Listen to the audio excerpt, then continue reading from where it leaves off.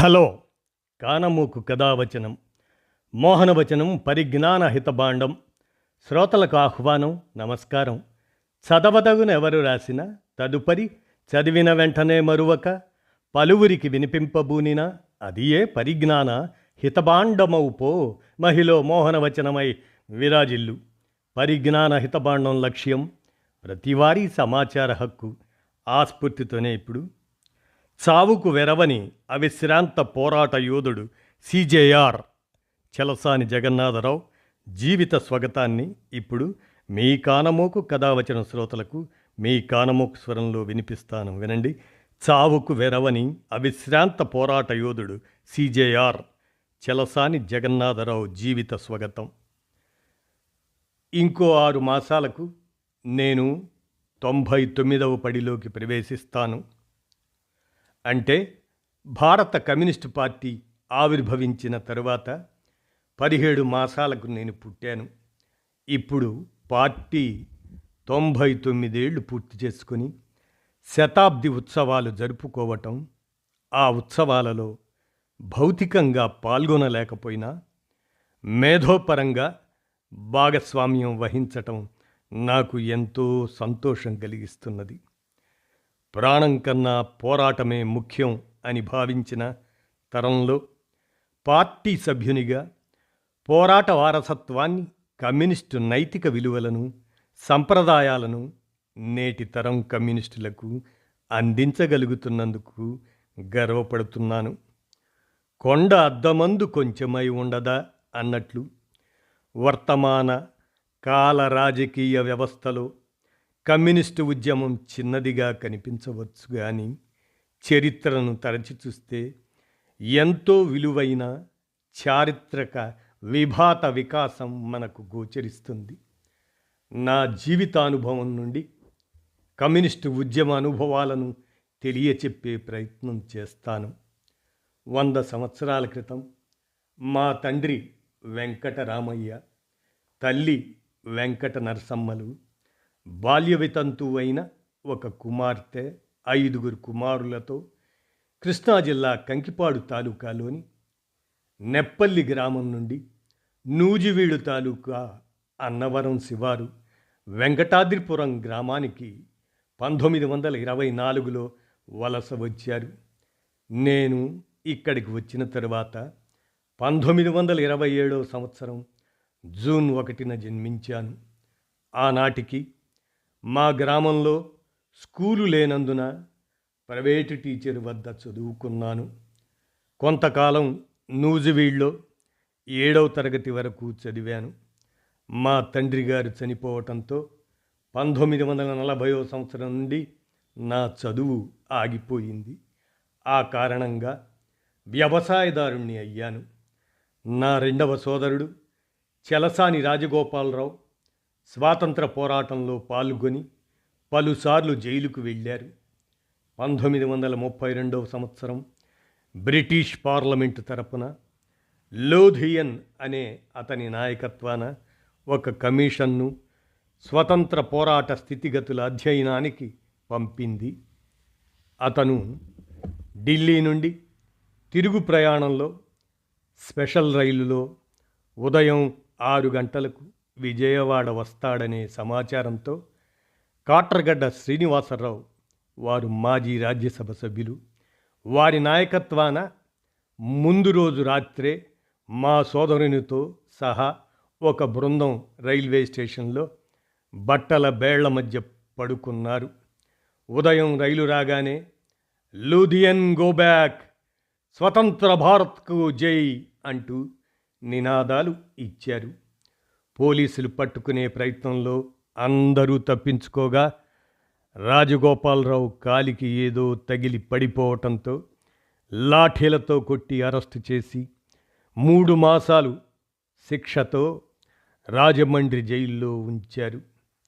ఆ తరువాత సహాయ నిరాకరణ ఉద్యమంలో నడిచే రైలులో గొలుసు లాగి రైలు ఆపి నినాదాలు ఇచ్చినందుకు 6 మాసాలు జైలు శిక్ష విధించారు. ఈ విధంగా మా కుటుంబంలో రాజకీయాలు ప్రవేశించాయి.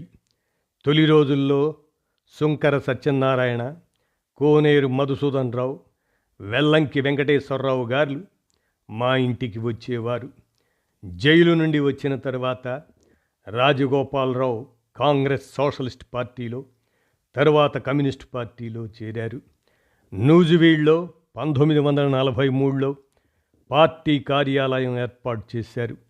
పార్టీ కార్యాలయంలో జరిగిన 2 పార్టీ జనరల్ బాడీ సమావేశాల్లో నేను కూడా పాల్గొన్నాను.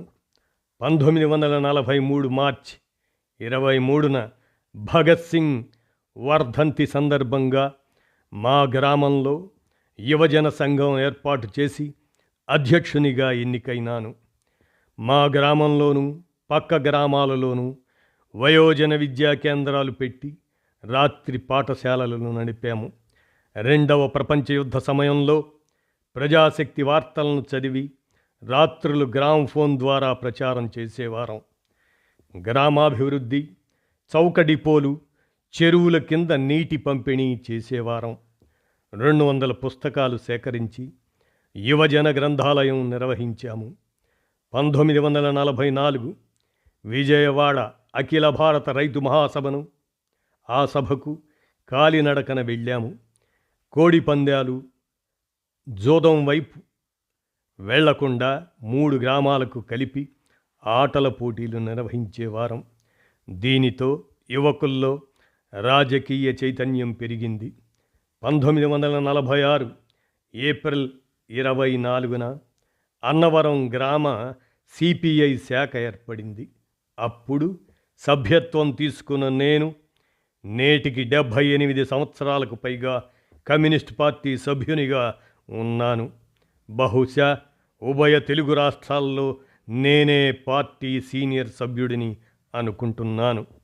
తరువాత గ్రామ పార్టీ కార్యదర్శిగా, తాలూకా కార్యదర్శిగా 13 సంవత్సరాలు, జిల్లా కార్యదర్శి వర్గ సభ్యునిగా 30 సంవత్సరాలు, రాష్ట్ర సమితి సభ్యునిగా 25 సంవత్సరాలు ఉన్నాను.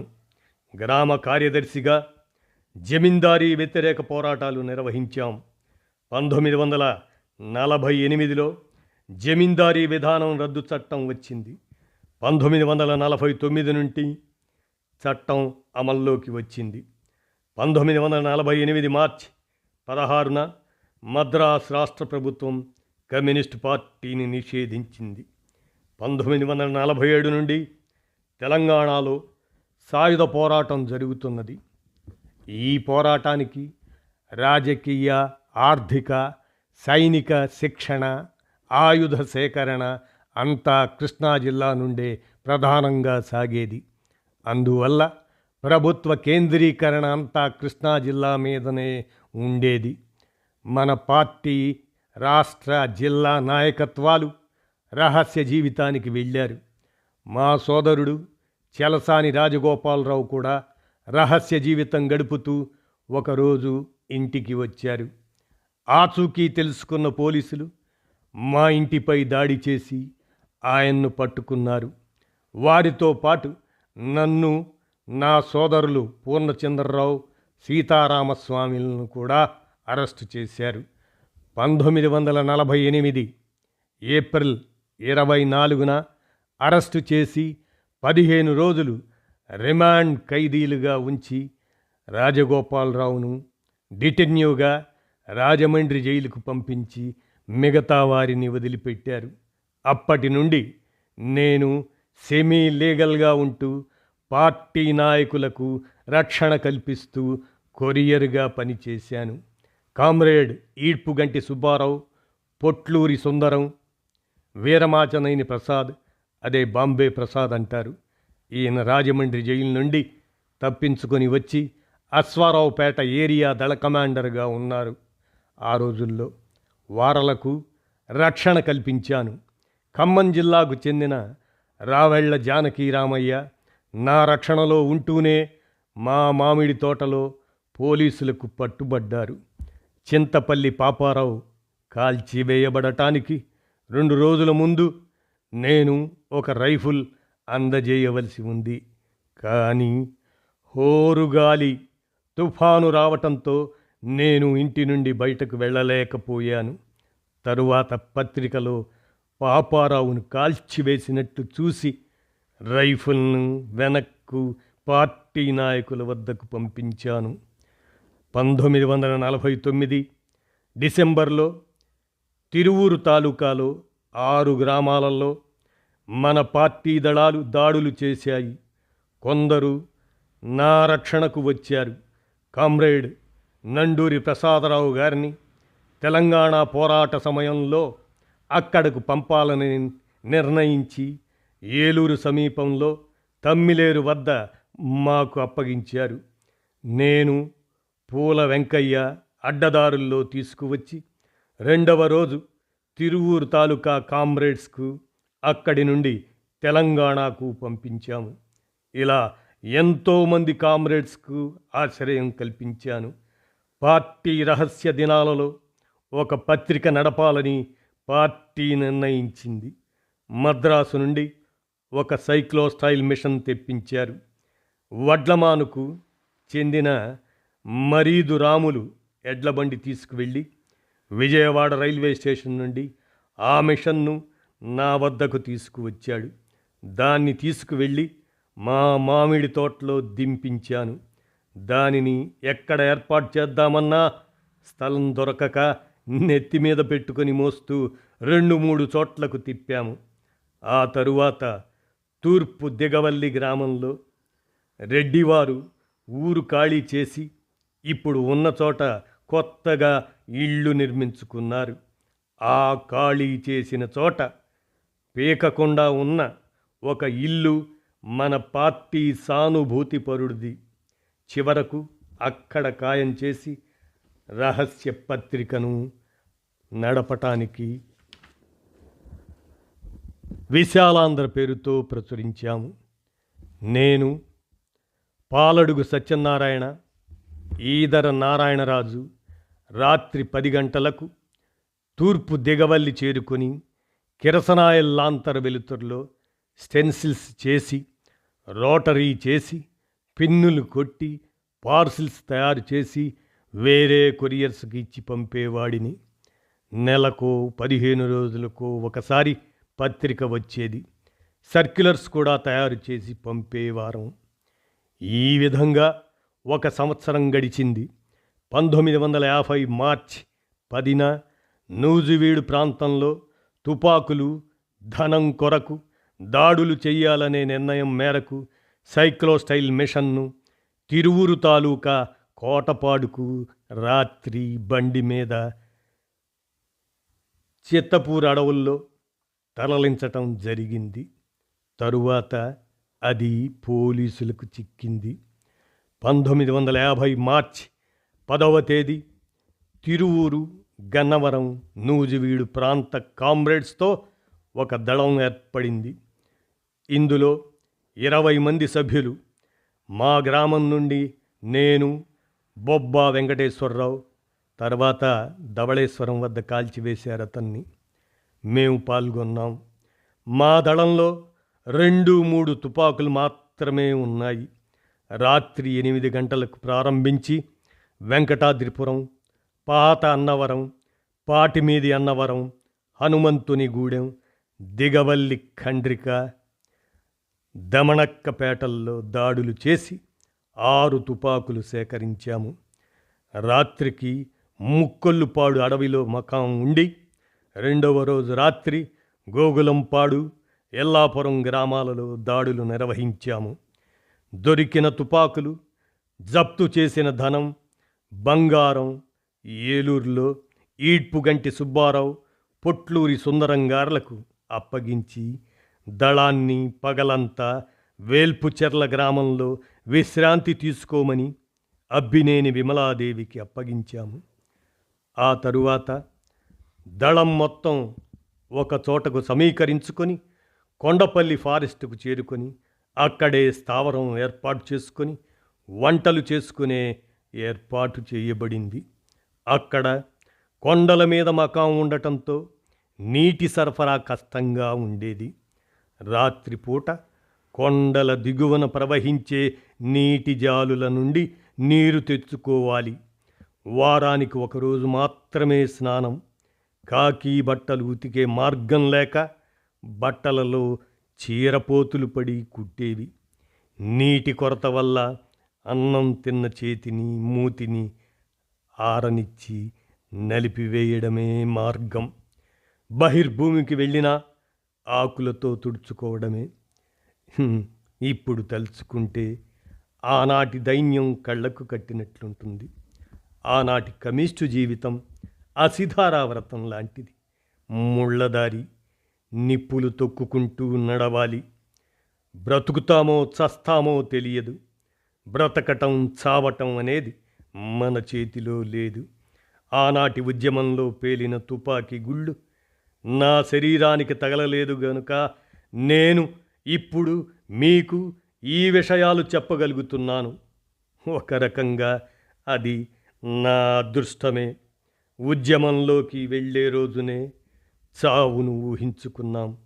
అందుకే చావుకు ఏనాడు భయపడలేదు. కొండపల్లి అడవుల్లోనే వేసవికాలం వచ్చేసింది. ఇక అక్కడ ఉండటం అసాధ్యం అయింది. అప్పుడు పార్టీ ఒక నిర్ణయం చేసింది. మన దళాన్ని కూడా బస్తరు ప్రాంతానికి తరలించి తెలంగాణ దళాలతో కలిసి విముక్తి ప్రాంతాలను ఏర్పాటు చేసుకుంటూ రావాలని నిర్ణయించినట్లు పొట్లూరి సుందరం సమాచారం ఇచ్చాడు. దానికి ముందు మరో యాక్షన్ అమలు చేయాలని దళాన్ని నిర్దేశించారు. నేను ఫలానా చోట ఉంటాను. యాక్షన్ తర్వాత అక్కడకు మీరు వస్తే దళాన్ని నేను తీసుకువెళతాను అని చెప్పాడు. ఆ ప్రకారం గుంటూరు జిల్లా గ్రామాలలో మా దళం రెండుగా విడిపోయి యాక్షన్ పూర్తి చేసింది. ఒక గ్రామంలో ప్రతిఘటన జరిగి గన్నవరం తాలూకా కామ్రేడ్కు తుపాకీ గుండు తగిలి నడవలేని స్థితి ఏర్పడింది. అప్పుడు ఆ కామ్రేడును ఒక నులక మంచంలో పడుకోబెట్టి మోసుకొని వచ్చాము. కానీ సుందరం ఉంటానని చెప్పిన చోటకు రాలేదు. దళం ఏమి చెయ్యాలి? కృష్ణానది ఇసుక తిన్నెలలో ఉన్నాము. తెల్లవారితే రక్షణ ఏమిటి అనే ఆందోళన పెరిగింది. తెల్లవారితే దళం మొత్తం బలి కావాల్సి వస్తుందనే భావంతో కొండపల్లి అడవుల్లోకి వెళ్ళాలని నిర్ణయించుకొని గాయపడిన కామ్రేడ్ను మోసుకుంటూ బయలుదేరాం. 20 మైళ్ళ దూరంలో ఉన్న కొండపల్లి ఫారెస్టుకు మేము చేరేసరికి పొద్దు పొడిచింది. అప్పటికే పోలీస్ దళం ఫారెస్టుకు చేరి దారి పక్కనే మాటు వేసి ఉన్నారు. రక్షణగా ముందు వెళుతున్న కామ్రేడ్ పోలీస్ అని అరచి దారి నుండి తప్పుకున్నాడు. వెంటనే అప్రమత్తమైన మేము పొదల చాటుకు వెళ్ళి ఒక వాగులో పొజిషన్ తీసుకున్నాము. ఇంతలో పోలీసులు కాల్పులు ప్రారంభించారు. మా తలలపై నుండి 303 రైఫిల్ తోటాలు జువ్వుమంటూ వెళుతున్నాయి. మా వద్ద ఉన్నవి డబుల్ బ్యారెల్ గన్స్. మేము కాల్పులు సాగిస్తే మా ఉనికి పోలీసులకు తెలిసిపోతుంది. దానితో మోసుకొచ్చిన కామ్రేడ్ను అక్కడే వదిలేసి వాగు జాలులో గుండా అడవిలోకి కొంతమందిమి వెళ్ళాము. వేరొక వైపుకు వెళ్ళిన వారిలో 3 గుళ్ళు తగిలి పడిపోయారు. వారిలో పోతురెడ్డిపల్లికి చెందిన అక్కినేని రంగారావు, ఉప్పులూరు కామ్రేడ్ ఎలమంచిలి వెంకటేశ్వరరావు, మామిళ్లపల్లి కామ్రేడ్ ఒకరు ఉన్నారు. మంచం మీద తీసుకువచ్చిన కామ్రేడును పోలీసులు కాల్చివేశారు. అడవిలోకి వెళ్ళిన మాకు ఆ రోజంతా పోలీస్ కాల్పులతో అడవి దద్దరిల్లిపోయింది. ఇక మా దళానికి కష్టాలు ప్రారంభమైనాయి. గత రాత్రి యాక్షన్కు వెళ్ళాలి గనుక భోజనం లేదు, పగలంతా లేదు. 25-30 మైళ్ళు ప్రయాణం చేసి అలసిపోయి ఉన్నాము. కొంతసేపు కొండల మీద విశ్రాంతి తీసుకొని గతంలో మేము వదిలిన క్యాంపుకు చేరుకున్నాము. అక్కడ గతంలో మిగిలిన కొద్ది బియ్యం, పెసరపప్పు, గోనె సంచిలో వేలాడగట్టాం. అవి చెదలు పట్టి ఉంటే వాటిని ఏరి వండుకొని తలా కొంచెం తిన్నాం. తెల్లవారితే పోలీసులు చుట్టుముట్టవచ్చని గంగూరు వైపు గుట్టల్లోకి వెళ్ళాము. తరువాత పగలంతా తుప్పల అడవిలో కాలక్షేపం చేసి రాత్రికి పాతపాడు అడవిలోకి చేరాము. ఒక కామ్రేడ్ను బియ్యం సరుకులు తెమ్మని రాయనపాడు పంపితే 2 రోజులు చూసినా ఆయన రాలేదు. పోలీసులకు పట్టుబడినట్లు తర్వాత తెలిసింది. దానితో క్యాంపు వేరే ప్రాంతానికి మార్చాము. అప్పటికి 4 రోజులుగా తిండి లేదు. ఒకరోజు పెసరగుగ్గిళ్ళు, ఒకరోజు ఉడికే అన్నంలో ఉప్పు వేసుకుని తిన్నాము. చివరికి మా గ్రామం వెంకటాద్రిపురం అడవిలోకి చేరుకొని ఇంటికి కబురు చేస్తే రాత్రులు రహస్యంగా దళానికి భోజనాలు పంపారు. 6 రోజులు పస్తు ఉండి ఆ రోజు కడుపు నిండా అన్నం తిన్నాము. పార్టీ ఏరియా కమిటీ కాంటాక్ట్ దొరికిన తరువాత దళాన్ని ఏలూరు సమీపంలోని సత్రంపాడు వద్ద అన్నే వెంకటేశ్వరరావు గారి పొలం వద్దకు చేర్చాము. అక్కడి నుండి 2-3 చొప్పున వివిధ ప్రాంతాలకు పంపించారు. నేను పాలడుగు తిరుపతిరావుతో కలిసి విజయనగరం వెళ్ళాము. అక్కడ ఒక సత్రంలో ఉంటూ ఖాదర్ బాబా మెట్ట వద్ద ఉన్న బాబాను సందర్శించి ఆయన శుశ్రూష పొందాము. ఆయన్ను సందర్శించితే జబ్బులు తగ్గిపోతాయని ప్రచారంలో ఉంది. ఆ సమయంలో నా పాదంపై ఒక గడ్డ లేచింది. దాని వంకతో అక్కడ 1 నెల గడిచింది. ఇక అక్కడ ఉండటం అంత శ్రేయస్కరంగా లేదు. పార్టీ నాయకత్వానికి చెబితే మరో నెల ఎక్కడన్నా గడపమన్నారు. మేము అక్కడ ఉండగానే పొట్లూరి సుందరం వాళ్ళ అమ్మను తీసుకొచ్చి ఒక ఇల్లు అద్దెకు తీసుకొని కొంతమంది కామ్రేడ్స్తో క్యాంపు పెట్టారు. నాతో ఉన్న తిరుపతిరావుకు తెలిసిన వారు చినవోగిరాల గ్రామస్తులు ఒకరు వార్ధాలో ఉంటే అక్కడికి వెళ్ళి వారి రూములో 1 వారం గడిపాము. మా దళ సభ్యుని సోదరుడు ఢిల్లీలో హిందీ లెక్చరర్గా పనిచేస్తున్నారు. ఆయన మమ్మల్ని ఢిల్లీ తీసుకువెళ్ళారు. మేము వెళ్ళేసరికి చినవోగిరాలకు చెందిన ప్రముఖ నాయకుడు కోడే మాధవరావు, ఆయన భార్య అక్కడ ఉన్నారు. అక్కడ 1 వారం గడిచేసరికి చినవోగిరాల్లో పోలీసులకు పట్టుబడిన ఒక వ్యక్తి లొంగిపోయి ఎస్ఐని తీసుకొని మేము ఉన్న ఇంటికి తీసుకువచ్చాడు. అప్పుడు మేమంతా బయటకు వెళ్ళటంతో దొరకలేదు. హిందీ మాస్టారి భార్య ఒక్కరే ఇంటిలో ఉన్నారు. రేపు ఉదయం మళ్ళీ వస్తామని చెప్పి వెళ్ళారు. ఇక ఆ రాత్రికే ఇల్లు ఖాళీ చేయవలసి వచ్చింది. మాకు యమునా నది ఆవలి వైపున ఒక కుగ్రామంలో పాడుబడిన పెంకుటిల్లు చూపించారు. ఈ ఘటనకు 2 రోజుల ముందు పీసీ కొరియర్గా పనిచేసిన మా దళ సభ్యుడు పర్వతనేని రాఘవయ్య, ఆయన సోదరుడు దశరథరామయ్య, వారి అన్న కుమారుడు రాఘవయ్య భార్య మేమున్న ఇంటికి వచ్చారు. వారితో కలిసి పాడుబడిన ఇంట్లో వంట ఏర్పాట్లు చేసుకొని కొద్ది రోజులు గడిపాము. పేపర్లో ఏరియా నాయకత్వం సుబ్బారావు, సుందరం పట్టుబడినట్లు, కాల్చివేసినట్లు వార్తలు వచ్చాయి. మాకు పార్టీతో కాంటాక్ట్ లేకుండా పోయింది. దానితో మిగతా వారిని అక్కడే ఉంచి పర్వతనేని రాఘవయ్య, నేను బయలుదేరి వచ్చాము. నేను విజయవాడ స్టేషన్లో దిగాను. రాఘవయ్యను మద్రాసు పంపాం. విజయవాడ నుండి ఈడ్పుగల్లు మన పార్టీ కాంటాక్ట్ ఉన్న ఒక టీచర్ వద్దకు వెళ్ళాను. ఆయన భార్యకు జబ్బుగా ఉందని, ఆమె వద్దకు వెళుతున్నానని 2 రోజులు ఆగి రమ్మని చెప్పారు. ఎక్కడికి వెళ్ళాలో తెలియక బందరు వెళ్ళి ఆ రాత్రి అక్కడ గడిపి మరురోజు బంటుమిల్లి సమీపంలోని నందమూరు పొలంలో ఉంటున్న మా బంధువుల ఇంటికి వెళ్ళాను. కానీ వారు అక్కడ నుండి ఖాళీ చేసి వెళ్ళిపోయారు. నాకు ఏమి చేయాలో అర్థం కాలేదు. బంటుమిల్లి బస్టాండ్కి వస్తే ఎదురుగా పోలీస్ స్టేషన్ ఉంది. అక్కడ బస్సు ఎక్కి ముదినేపల్లి సమీపంలోని అన్నవరంలో మా వదిన గారి వద్దకు, అదే రాజగోపాలరావు గారి భార్య, ఆమె వద్దకు వెళ్ళాను. మా సోదరుడిని కాల్చివేసిన తరువాత ఆమెను చూడటం జరిగింది.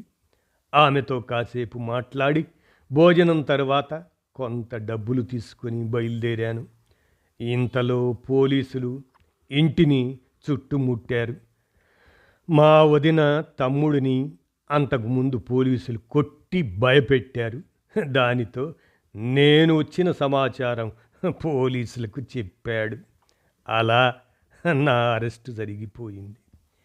డిఎస్పి పళనియప్పన్ టెలిగ్రామ్ ఇవ్వడంతో నన్ను గుడివాడ పంపారు. ఆయన నన్ను విచారించారు. దళం సంగతి అడిగితే చనిపోయిన వారి పేర్లు చెప్పాను. పార్టీ నాయకుల ఆచూకీ అడిగితే పార్టీతో సంబంధాలు తెగిపోయాయని చెప్పాను. నువ్వు చెప్పకపోతే అందరికీ పట్టిన గతే నీకు పడుతుందని చెప్పారు. విజయవాడ క్యాంపు జైలుకు నన్ను తర్వాత పంపారు. అక్కడ తమ్మారెడ్డి కృష్ణమూర్తి ఉన్నారు. నన్ను కూడా ఆయనతో పాటు ఉంచారు. ఆ క్యాంపులో అందరినీ ఎరగ్గొడుతున్నారు. నన్ను మాత్రం కొట్టలేదు. వారం తరువాత నన్ను నూజివీడు జైలుకు పంపారు. నాకన్నా ముందు అరెస్ట్ అయిన అక్కినేని లక్ష్మీనారాయణ, ఆయన మా బంధువే, నన్ను కలిసి పోతురెడ్డిపల్లిలో గడ్డివాములో ఒక తుపాకీ పెట్టించి అది మేము అప్పగించినట్లుగా కేసు పెట్టారు. డిఫెన్స్ పెట్టవద్దని చెప్పారు.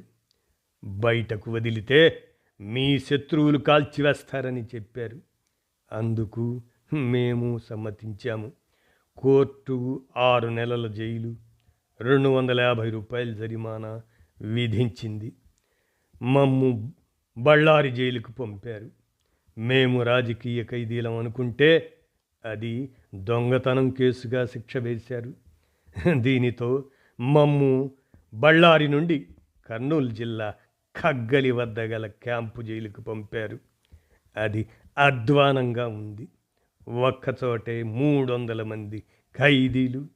వారంతా జేబు దొంగలు, దొమ్మి కేసుల వారు, దొంగసారా కాసిన వాళ్ళు. వాళ్లతో కలిసి ఉండటం నరకం.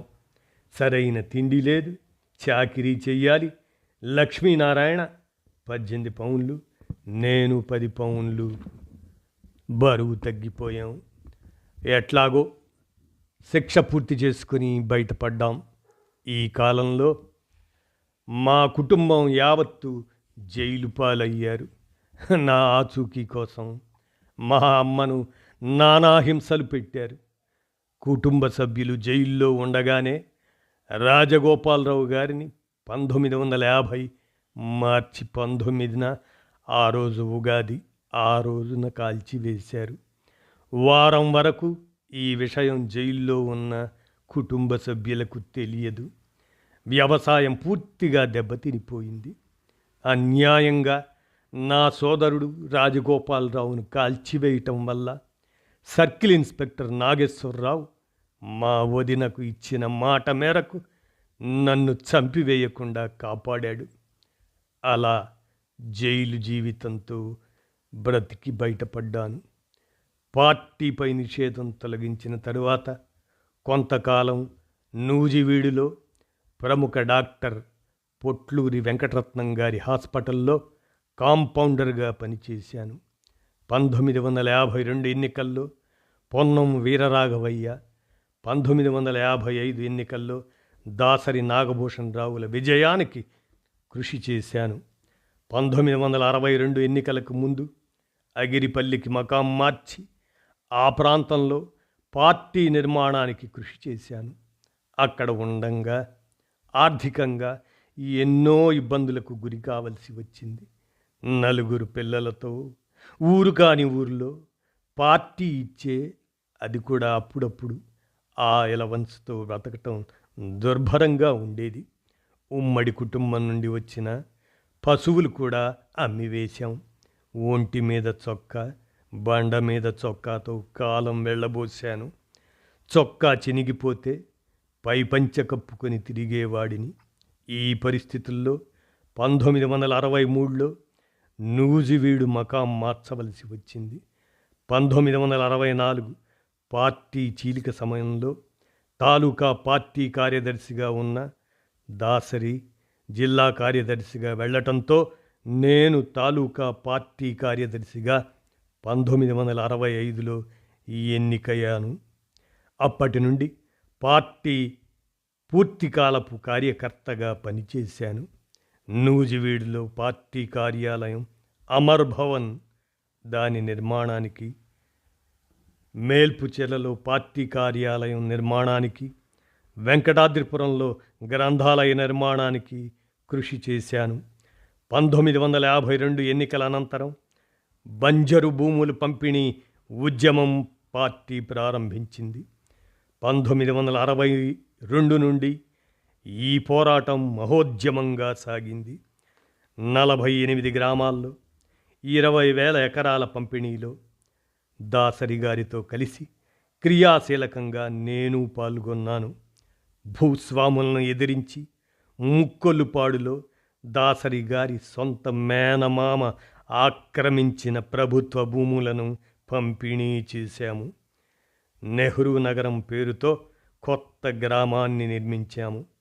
అపర రావణాసురుడిగా పేరొందిన శోభనాపురం మున్సబు సూరెడ్డి సీతారామయ్య భూదందాలను ఎదిరించి భూములను పేదలకు పంపిణీ చేశాను. ఈ 2 ఉద్యమాలు నూజివీడు తాలూకా ప్రజల్లో పెద్ద చైతన్యాన్ని తీసుకువచ్చాయి. మేము నిర్వహించిన పోరాటాలలో వేలాది మంది ప్రజలు ఊళ్లకు ఊళ్ళు కదిలి వచ్చారు. నూజివీడు తాలూకాలో ఫ్యూడల్ జమీందారుల పెత్తనాన్ని ప్రతిఘటించడంలో ఈ పోరాటాలు గొప్ప పాత్ర నిర్వహించాయి. ఈ సందర్భంగా నెలల తరబడి రైతు కూలీ సత్యాగ్రహాలు నిర్వహించాం. ఎన్నోసార్లు పోలీసు లాఠీ దెబ్బలకు, అరెస్టులకు గురయ్యాను. జైలు శిక్షలు కూడా అనుభవించాను. 1961, 1969 ప్రాంతాల్లో 2 సార్లు 14,000 ఎకరాల భూములకు పట్టాలు సాధించాం. 1955లో నూజివీడు తాలూకాలో ప్రారంభమైన భూ పోరాటాలు 2010 వరకు నిరంతర ప్రక్రియగా సాగాయి. మా తరువాత తరం కొమ్మన నాగేశ్వరరావు, చలసాని రామారావుల నేతృత్వంలో జరిగిన మలిదశ భూ పోరాటాలు, చెట్టుపట్టాల్ ఉద్యమం, వన సంరక్షణ, ఆ సమితుల ఉద్యమంలో కూడా నేను పాల్గొని వారికి అండగా నిలిచి తోడ్పాటు అందించాను. నూజివీడు తాలూకాలో పార్టీ నిర్మాణంతో పాటు జిల్లా రైతు సంఘం అధ్యక్షునిగా, కార్యదర్శిగా రైతు సమస్యలలో పలు ఉద్యమాలు నడిపాము. చెరుకు రైతులను, విద్యుత్ వినియోగ రైతులను సంఘటితం చేశాము. అఖిల భారత రైతు మహాసభను 2వసారి విజయవాడలో జరిపాము. 1943 మార్చి 23న గ్రామ యువజన సంఘం అధ్యక్షునిగా ప్రారంభమైన నా రాజకీయ జీవితం 2000 సంవత్సరం వరకు నిరంతరాయంగా సాగింది. గత 18 సంవత్సరాలుగా వృద్ధాప్యం వల్ల ఇంటికే పరిమితమై ఉంటున్నాను. నిరాడంబరమైన నియమబద్ధ జీవితం, వ్యక్తిగత క్రమశిక్షణ కారణంగా ప్రశాంత జీవితం గడుపుతున్నాను.